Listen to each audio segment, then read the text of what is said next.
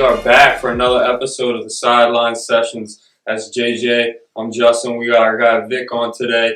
We want to talk a little bit about the Saints, so we're just going to jump right into the question that's on everybody's mind. Taysom versus Jameis. Who you got, Vic? For me, I've definitely got Jameis for just because Taysom, he's more of a threat if we use him as that as like that Swiss Army knife. I feel keep teams off balance and stuff. Yeah, I would like to see Jameis do it, but what I think gonna happen, I think Taysom will start the season out early on, and I think it might change eventually or something. yeah. But I think Sean might just go with what he knew from jump. I think that is the one argument that I would say that I would agree with for Jameis is the fact that you can keep Taysom Hill in that Swiss Army knife role, especially with like the question marks for the weapons right now. We let Emmanuel Sanders walk. Michael Thomas is probably not gonna. He's definitely not starting the season, and we really don't know how long the injury is gonna last. So I mean, with the lack of weapons, to be able to have Taysom Hill as another weapon, and you have a proven guy like Jameis on their center, that's just another guy. Yeah, I mean, from what you're saying right now, it sounds like you're on the Jameis side, but I know that's not the truth. No, I'm definitely a Taysom guy. In my opinion, we already know Jameis Winston. I mean, he started what? I mean, do we though? Because like, what size sample have we seen of him with the Saints, like under Sean Payton? Well, not under Sean Payton. Since the LASIK surgery he's just had. Well, I mean, not under Sean Payton, but he started, 5 games for Tampa Bay? And he's shown that since he's come into the league, he is an interception machine. I mean, I'm not saying he's not. I mean, just his last year starting, he's in the 30-30 club, and that's not really a club that you want to be in. The fact that he had 33 touchdowns and 30 interceptions. Yeah. And I mean, with a team that the way I think we're going to win this year is just not turning the ball over and leaning on our defense. And I mean, the sample size I see from Taysom in his 4 games last year is the fact that he really doesn't throw picks. He threw 2 picks in his 4 games that he started. And yes, so what a lot of people say is, well, he fumbles a lot, right? Well, he also runs the ball more, and Jameis also fumbles the ball a lot. Yeah. And in the season where he threw 30 interceptions, he also fumbled the ball 12 times, and that's not the most fumbling season he had. He also led the league 2 years prior, 15 fumbles. They were talking about the Taysom and his fumbling struggles, and they were actually saying how his arms are a lot smaller this year, and his upper body's a lot thinner. He's more in a quarterback shape physically. Mm-hmm. So they were saying something about his biceps used to be so freaking big. I guess that was so you can't even really tuck the football. Yeah. So he's supposedly he's more in a quarterback shape. And I mean, in my opinion, it's easier to fix a fumbling issue than an interception issue. Yeah. Another knock on Taysom was he was hesitant to throw the ball. He hold it too long sometimes instead of letting it rip in time. His first instinct is he wants to run the ball. And that's what I think is the whole problem with Taysom Hill, bro. I don't think he's going to be the quarterback that's going to step into the pocket consistently and deliver the ball downfield. Do you really think I feel like Jameis could do. I think that's a category that we're going to improve this year because Drew Brees, we all know, the last 2 years, his arm strength was diminishing. And I think whoever we start, whether it's Jameis or Taysom, we're definitely going to be driving the ball down the field. It'll definitely be. And I mean, if you look at the stats in the 4 games Taysom started last year, he was driving the ball down the field. He had a 47-yard throw. He had a lot of over 20-yard passes. Yeah. I mean, he was definitely getting us chunks, and he not only can give you chunks through the air, but he can give you long runs, and that's a dimension that Jameis is not going to give you. That's not really a knock. But if you look at all the up and coming quarterbacks in the league right now, they really do threat guys. Yeah. Russell Wilson, Kyler Murray, Herbert, all those guys, they can extend the play. He's Patrick Mahomes. He can run around over there and give guys a chance to get deep. And if the first Reed's not there. I feel like all those guys you mentioned, their first instinct is like they still want to throw the ball though. I think his I think his instinct is still throw the ball first. Yes. Dude, look. All right, so you look at his stats in the 4 games he started last year. It was besides the one game against the Denver Broncos where we was basically playing like the 4th-string quarterback. Yeah. So we had a very simplified game plan where we really only threw the ball like it was definitely under 20 times. Every other game besides that, Sean Payton was like, a lot of people was like, okay, well, he picked Taysom to start, so we're probably going to see some sort of offense similar to Baltimore Ravens. Mm-hmm. It wasn't that. He was slinging the ball, all right? So a lot of people say they're not going to Taysom is he just can't throw the ball. Well, if you look at it, his completion percentage, even with the bad game in Denver, 72%. So you look at the completion percentage of the best of all time for a whole year is Drew Brees is the top 3. He has 75%, 74%, 72%. So if you look at Taysom Hill, and if you extend that for a whole year, 72%, he's in the top 5 all-time completion percentage. A whole year, it won't be that though. Right. But we don't know. That's the thing I'm saying. We kind of have seen a whole product of work with Jameis. I don't think so. We haven't seen a whole product of work with Jameis with this organization. So you're saying with Sean Payton. Yeah. Right. But there's a very small sample of both, really. So that's why I'm excited about. I'm excited about both. I really wouldn't be mad. I'm excited about preseason. Oh yeah, no doubt. To see these games. But the thing is, so Jameis he's not really coming from. You can't really blame it on the fact that he didn't really have a really good offensive-minded coach. Bruce Arians is a very, I'd say he's top 5 offensive minds in the whole league. Andy Reid, Sean Payton, Bruce Arians. Yeah. So you can't really blame it on the fact that he had a bad offensive coordinator. He also had Chris Godwin. He had Mike Evans. Yeah. He had like OJ. They were top 5 receivers. They both were top 5 receivers. Top 5 receivers. But you can also use that against them. Bruce Arians was the one slinging the thing. They didn't have the run game that they have now. Right.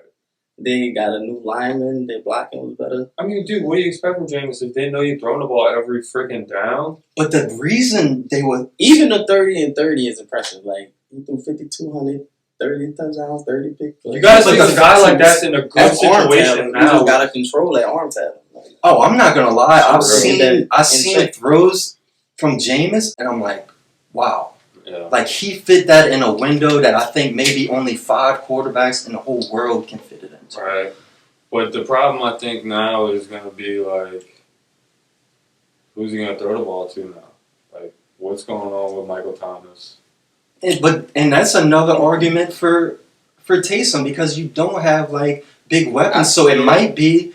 Like, you need Taysom to run the ball. I mean, you still got a guy named Alvin Kamara who's really good at football. So. We know Sean can hunker down and just, if we need to run with Taysom and run the ball, we can make it, like, just doing that type of stuff. Yeah, it's true. Almost like small ball. Yeah, but we can definitely do that. Which I think you could see both of them playing equally, like, throughout the whole year. Honestly, we haven't seen that in the history of really the NFL. I think Sean like a 50-50 split at quarterback. No Sean. Right. I know he's a mastermind. He's in there just making game. Really, his game plans from game to game change. Yeah, I think Sean Payton don't want to do it. But like, what do you think is going through Sean Payton's head right now with the Michael Thomas situation? Because as of late, it's come out to us that he was like not in contact with the Saints organization for a while. So what you think about that? Because I ain't good. Well, I'll just rattle off the timeline in the offseason for Michael Thomas, okay?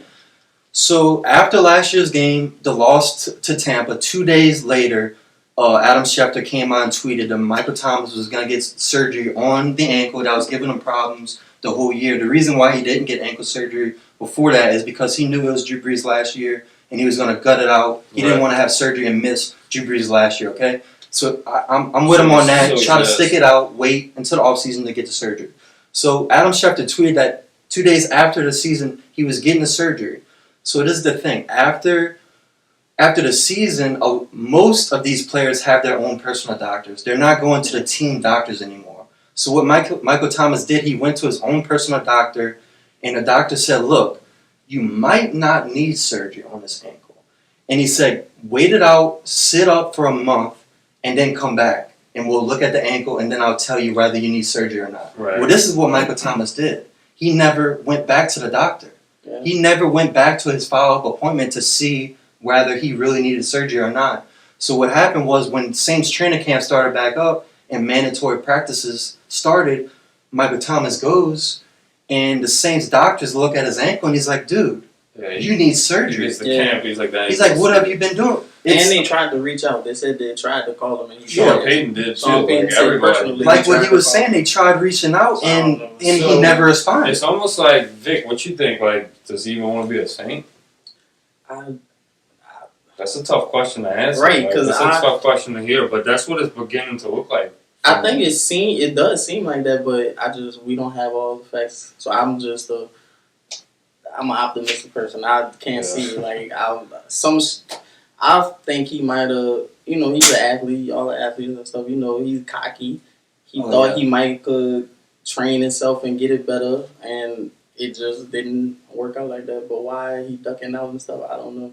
And a lot of people in the media are comparing it to like the Scottie Pippen situation. Yeah. So could it be the fact that, okay, Breeze is gone, how really good are we going to be this year, and do I really want to waste my whole summer sitting up? Or how good is he really going to be with an unknown situation at quarterback? I mean, I really think he would have like a freaking bust out season with a guy that Both of them. they both have. You don't think he's thinking like, yo, Drew's retired, I need to find a better quarterback situation? Honestly, I think both of these quarterbacks could arguably put up better numbers than Breeze his last few years. And that's not saying nothing about Breeze. Breeze is definitely in the GOAT category and conversation. You look at his stats, he's 1-1-1 in a lot of big categories when it comes down to quarterbacks. QBR, yardage, completion percentage, all the things you look at a quarterback. But the fact that when you're a wide receiver and the cornerback basically knows the quarterback is really not throwing over 20 yards, so they're biting on a lot of short routes and stuff. As a wide receiver, it makes it harder for you. I still feel like that would be his game, them intermediate short routes, and we still have people. Now we got people that going over the top this year though, and they'll really be a threat. And it'll help everybody out. I feel. I do think his strength is definitely in short routes, but I also think he can catch more deep balls. Yeah, definitely. And I just don't think that was really in our game plan with Drew Brees. Right. Drew Brees is just like that Peyton Manning mindset. My my completion percentage is so high, I'm a 10, 15 yard you all the way down the field, take 6, 7, 8 minutes off the clock, and just hit your defense into submission. Who do we have this year that's going to blow it off the top? I like Marcus Callaway. They got a dude from Tulane they was talking about who he was saying he's faster than Deontay Harris. Really? I forgot his name. It's like McCluster or something. They do McCluster, some shit. But that sounds familiar. I mean, as far as just blowing up, played in the league something too. They said. But they should have some speed. Then I feel like Deontay Harris gonna have a little better season. He was dealing with injuries. And his stuff big thing is just staying healthy. Yeah, because if you look at, this dude's speed, and not just his speed, but you see him on the punt returns. The dude is as shifty as they come in the league, and I think we'll definitely, if health works in his favor, we're going to use him in a lot of different ways on offense. His role is definitely going to stand. You kind of have to next year. Especially with Michael Thomas, he's going to be the big guy. I think is going to hold down the ship for us is Marcus Callaway. And if you look at, the names that are just been ringing and flashes. Yeah, Jordan, I heard what I've been hearing a lot and the whispers in training camp is Marcus Callaway is the real deal. He's making a lot of tough contested catches.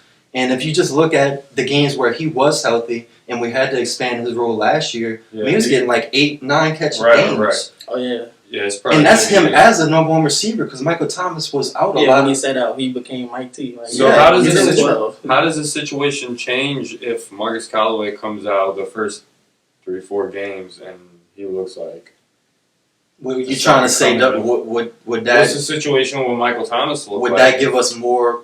Would we be more comfortable with moving on from Michael Thomas if we see that Marcus Callaway can be the I think Michael Big Thomas facts. obviously has trade value, dude. There's rumors he's out top there. 5 wide receiver. There's rumors out there surrounding Aaron Rodgers and the Saints. I mean, Did see some rumors. you never know, dude. If Marcus Callaway could step into a big role, or like, you never know. I mean, that's the thing that we really need to see this year. That I wouldn't mind seeing both quarterbacks because we need to see if either one of them can be our guy. And if it's not, we need to find that out.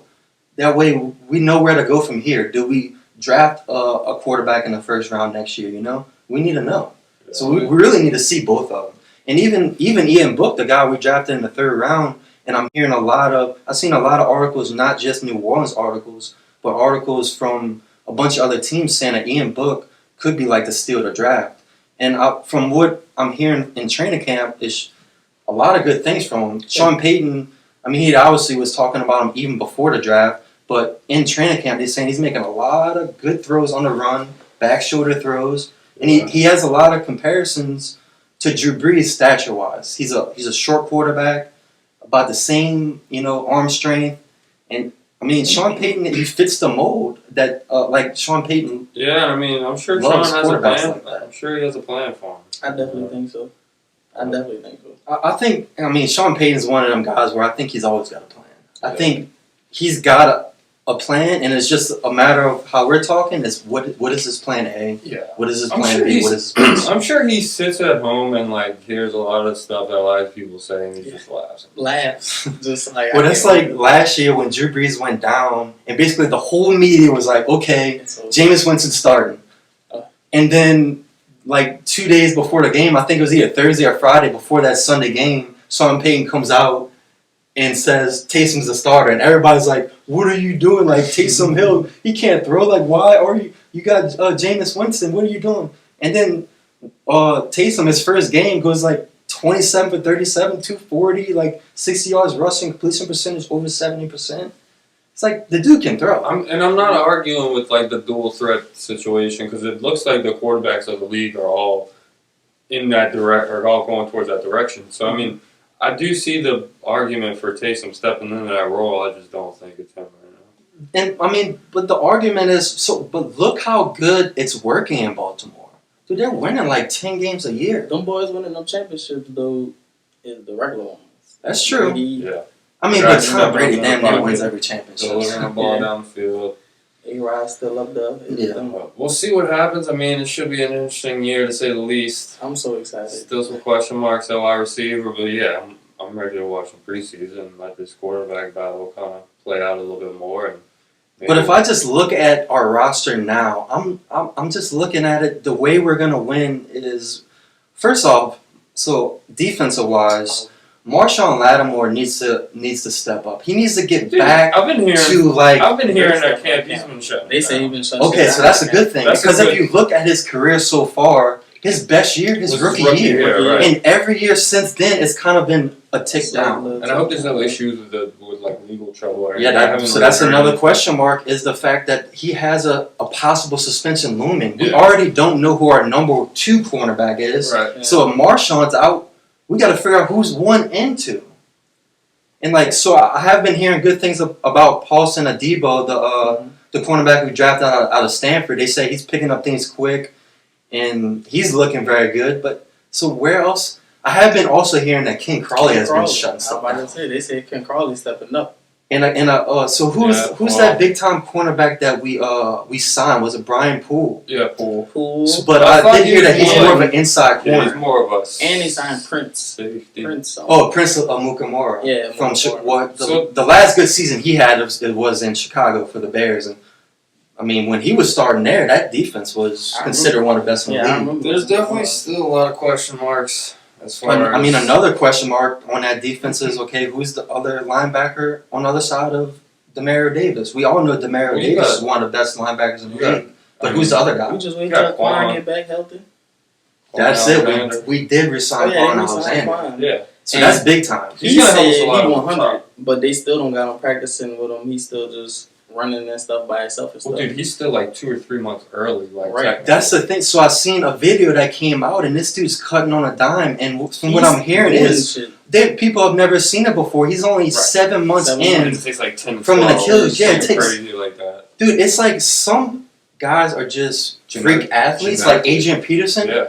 And like he was another guy who like he tore his ACL and all that like multiple times, and he recovers like in half the time that regular, like the normal recovery time. Like I think Quan could be one of them guys where he could be ready for the start of the season. We'll see. And we seen last year the duel between Davis and Quan. Yeah. Oh man, that was fun to watch. Why do you think Davis wanted him? I mean, he congratulated him when we signed him. Like he was all pumped up. Oh yeah, Yeah. that's a big one. I feel like they talked about it, like the Saints knew Quan was coming back and stuff. Like they already talked about all that. And that gives your young linebackers time to more develop. Because so last year we drafted Zach Vaughn. They're saying he's kind of his last year and this year it kind of took him a while to learn last year. And you got to expect that last year with all the COVID and stuff. Oh, yeah. The players didn't get their normal before the season, you know, camps and stuff. But they say he's looking a lot better. But the Quan signing gives him a little more time. And then I've been hearing a lot of good stuff about Pete Werner.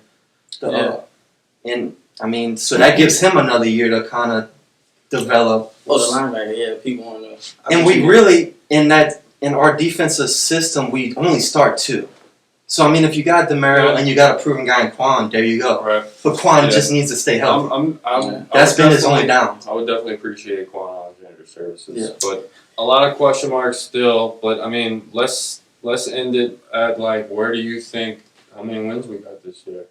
My bet already locked in for the Vegas bet is 9.5, but I see us winning more than 11. Really? 11. The over for 11. Yeah, if it would have been 11, I would have took the over. That's the over was 9.5. I'm like, y'all tripping. Well, see, that's the thing. A lot of people outside of New Orleans looks at all the things that's been going on, and they questioning, okay, is this a rebuild season for the Saints? But you got to look at all the big time talent we still have. Yeah. We're not trying to rebuild. We still got Mike Thomas, even though he has question marks. Marshawn Lattimore, Cam Jordan, DeMario Davis, Ryan Ramczyk just got a big deal. He's one of the best tackles in the whole league. And Armstead on the other side, we still have at least a top 5, if not top 3 offensive line. So we have a lot of big names. We're still in win mode if we can figure it out. We need to weather the storm the first few games of the season. That's it. Yeah, so first few games. If we could weather the storm, Mike Thomas gets back, Anyamata gets back from his PED suspension. So what's weather and storm like? 2-2?